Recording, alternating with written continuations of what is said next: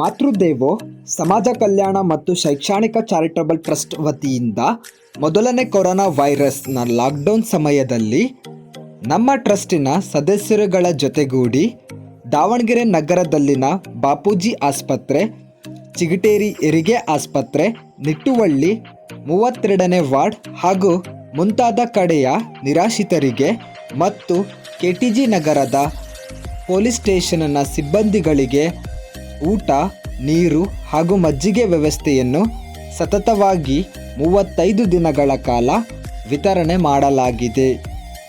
ನಮಗೆಲ್ಲ ಗೊತ್ತಿರುವ ಹಾಗೆ ಕೊರೋನಾ ಪ್ರತಿಯೊಬ್ಬರಿಗೂ ಪ್ರತಿಯೊಂದಕ್ಕೂ ಕಷ್ಟವನ್ನು ತಂದಿತ್ತು.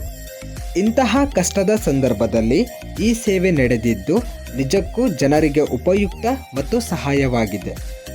ಈ ಸೇವೆಯಲ್ಲಿ ಸ್ವಇಚ್ಛೆಯಿಂದ ಪಾಲ್ಗೊಂಡ ಮಾತೃದೇವೋ ಟ್ರಸ್ಟಿನ ಎಲ್ಲ ಸದಸ್ಯರುಗಳಿಗೆ ಮತ್ತು ಎಲ್ಲ ಬೆಂಬಲಿಗರಿಗೂ ಹೃತ್ಪೂರ್ವಕ ಧನ್ಯವಾದಗಳು.